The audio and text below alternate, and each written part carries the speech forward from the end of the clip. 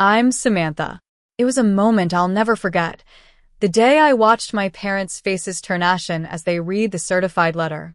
It was the culmination of a long, standing family drama, a clash between greed and justice, and it all started with my daughter's beloved cello. My daughter, Lily, was 10 years old, a budding cellist with a passion that burned bright. The cello, a 1923 Carl Becker, was a gift from my 90-year-old grandmother, Amelia. Amelia was a once famous cellist who had played on grand stages. She had carried that cello through her life, and when she placed it in Lily's hands at her first recital, it was like passing on a piece of her soul. Lily named the cello Aria after a famous composer she'd read about in school. Every afternoon, around 4:30, she'd sit by the window in our small two-bedroom apartment and play. The sound of Aria filled our home, making it a warm and inviting place. The apartment was a rental that my parents, Robert and Elizabeth, claimed was family property. We had all sorts of old furniture, each with a story about how it was on sale. But it was the music that truly made it a home. Sunday dinners at my parents' house were always a show. Robert, a domineering man who thought he was the king of the family, would sit at the head of the table.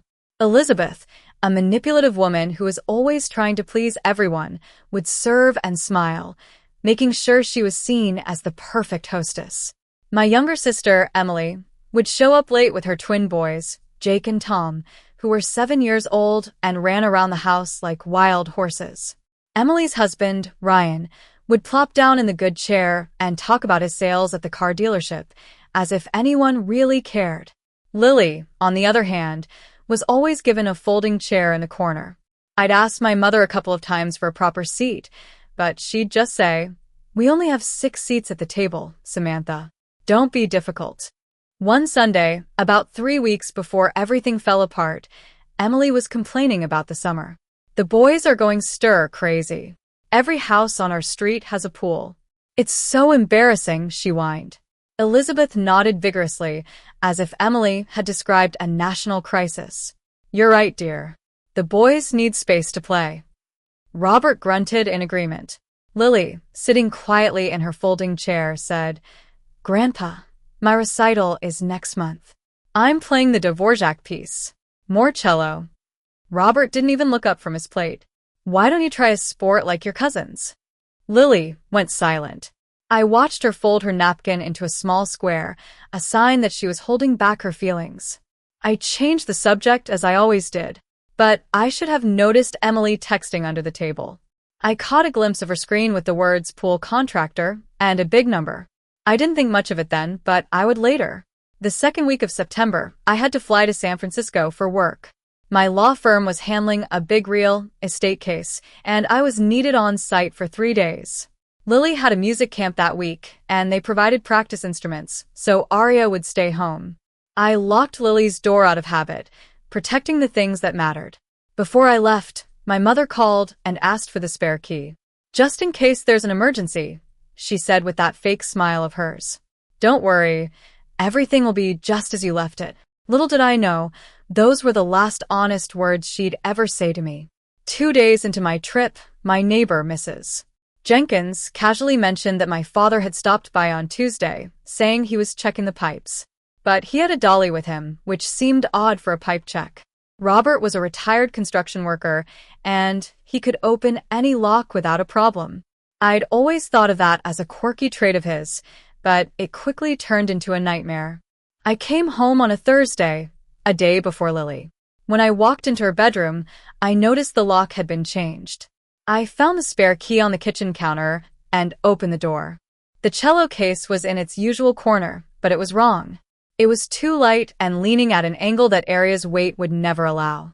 I rushed over and unzipped the case. It was empty. The velvet lining still held the shape of the cello, like a ghost of what once was. The bow, the rosin, everything was gone. My heart stopped for a moment, then started beating cold. I called my mother. "Where is Lily's cello?" Elizabeth's voice was calm and rehearsed. "Oh, honey, your father took it in for maintenance. It needed some work." "Which shop?" I asked. "I don't remember. Ask your father." I called Robert, but his phone went to voicemail. I called again and again, but no answer. The next day, Lily came home from camp. She dropped her bag at the door, ran to her room, and opened the case. She didn't cry, which broke my heart even more. She just held out her hand and said, "Mom, where's Aria?" I knelt in front of her and promised to find out. That night, I called Amelia, but she didn't answer. Her caregiver said she was at a doctor's appointment and would call back. I called my friend, Sarah, instead. "Something is very wrong," I told her. Just before midnight, I got an email from the homeowner's insurance saying there was a claim for a high-value item removed from the premises. The next morning, I drove to Emily's house without calling ahead. When I turned onto her street, I saw a backhoe in the yard and a trench being dug for a pool. Ryan was standing there, looking like he knew what he was doing, and Emily was taking a selfie with the construction in the background. I got out of the car and asked, "Emily, who's paying for this?" She looked up, startled, then recovered with a fake smile. "Oh, Mom and Dad. It's a birthday present for the boys." "How much?" I asked. "I don't know exactly. Like $100,000 or something." I didn't handle the details. She said it like it was pocket change, like it wasn't my daughter's future being buried in that trench. I drove home and called my father again. This time he picked up. His voice was cold and dismissive. "Samantha, calm down. The cello was a family asset. I sold it to a dealer in San Francisco, Golden Strings Vintage Instruments, for $17,000. Your mother and I decided to use the money for the family. The boys need a pool."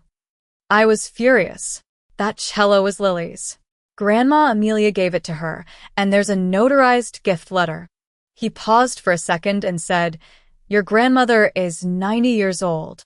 She doesn't remember what she signed." And then he hung up. 2 days later, Robert called a family meeting. It was held at my parents' house, of course. Robert sat at the head of the table, Elizabeth beside him with tissues ready for her performance. Emily was there, arms crossed, looking like the wronged party. Ryan was hovering by the fridge, cracking open a beer. Even my Aunt Clara and Uncle Henry were there. Robert started with his conclusion. "Samantha is making a big deal out of nothing. The cello was a family item, and we made a practical decision to use it for the benefit of all the grandchildren." Elizabeth dabbed her eyes. "I just want fairness for everyone. Lily can learn on another cello. She's young. She'll adjust." Emily leaned forward. "My boys have never gotten anything from this family. Lily has Grandma Amelia wrapped around her finger. It's not fair." Clara cleared her throat, and Henry stared at his plate.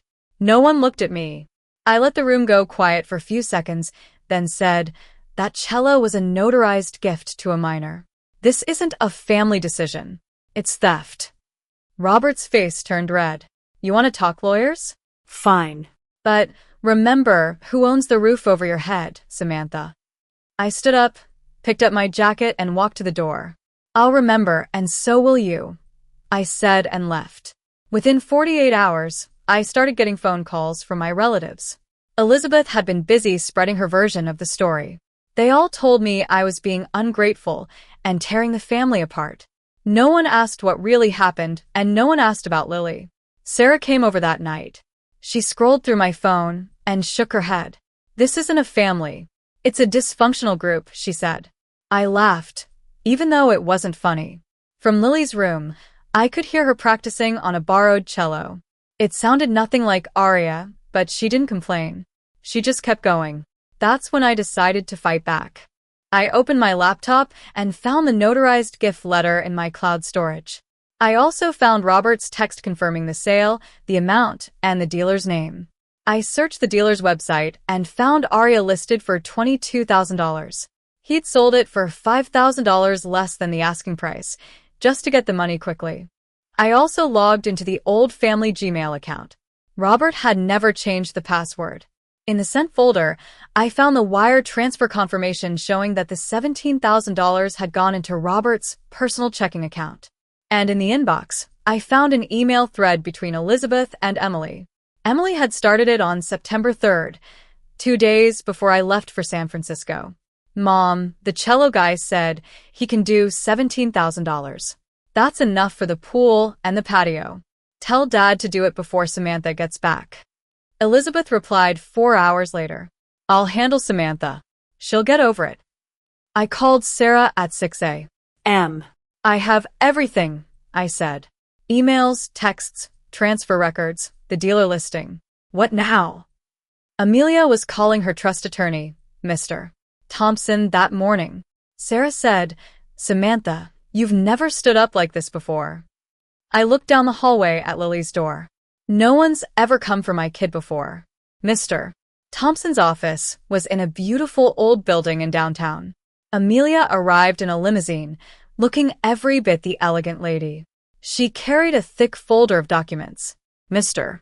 Thompson, a silver-haired man in his 50s, reviewed all my evidence and Amelia's trust documents. He laid out a plan in 3 steps. First, we'd file a police report because selling the cello without Amelia's authorization as trustee was unauthorized disposal and conversion of a minor's gifted property.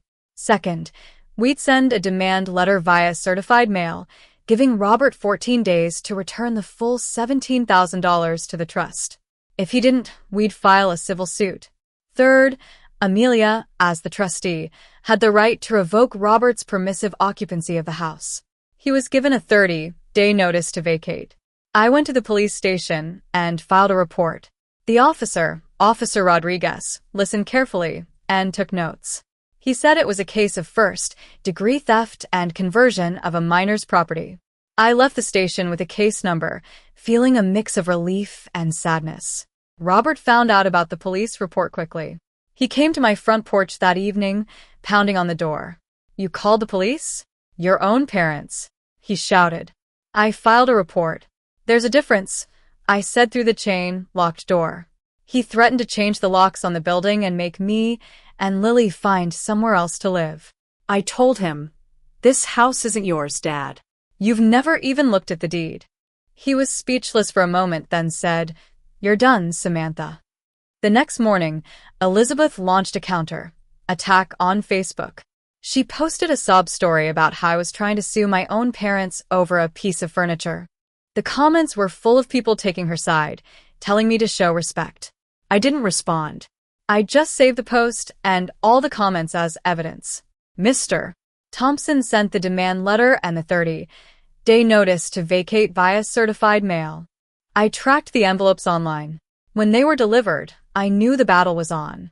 Robert hired an attorney, but after reviewing the case, his attorney told him he had no standing to contest the eviction. He advised Robert to negotiate the restitution, but Robert refused. The pool contractor then came after Emily. They needed a written guarantee for the remaining balance of $38,000. Emily and Ryan didn't have the money. Ryan's credit was maxed out, and they couldn't get a loan. The contractor filed a mechanic's lien on their house. Emily called me, sobbing. Are you happy now? The family is destroyed because of you. I said, Emily, you're the one who planned this. You picked the target and set the timeline. She hung up, and I felt a sense of justice, like a ledger was finally being balanced. A few weeks later, we went to court. The courtroom was filled with a sense of anticipation. Amelia sat beside me, looking calm and composed. Robert and Elizabeth sat on the other side, with their nervous-looking attorney. The judge heard all the evidence. Robert's attorney tried to argue that the cello was a family gift, but Mr. Thompson presented the notarized gift letter, the wire transfer confirmation, the email chain, and the police report. The judge ruled in our favor. Robert and Elizabeth were ordered to make full restitution of $17,000 to the trust.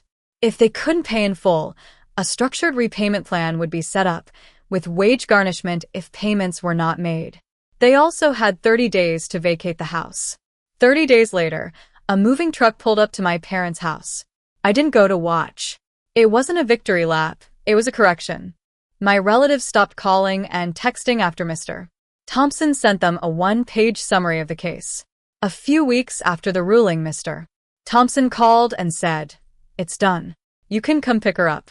I drove downtown and saw Aria in her case. I ran my fingers over the strings, and they hummed with a familiar sound. I brought Arya home and placed it in Lily's room. When she came home from school and saw it, she just whispered, "Hi, Arya," and started tuning.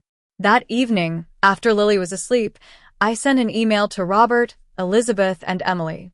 I established no contact boundaries, stating that all communication regarding the restitution would go through Mr. Thompson's office. I wished them well, but I knew I needed to protect Lily and myself. In the months that followed, things started to get better. Lily was accepted into a youth orchestra. Emilio invited us to her house on Saturdays, and we'd spend hours playing music together. I started therapy, and I learned that setting boundaries isn't a betrayal, it's a form of self-preservation. As I look back on this whole ordeal, I realized that I didn't lose my family. I lost the version of family that was toxic and untrue. What I kept was the love of my daughter, the support of my grandmother, and the knowledge that standing up for what's right is always worth it.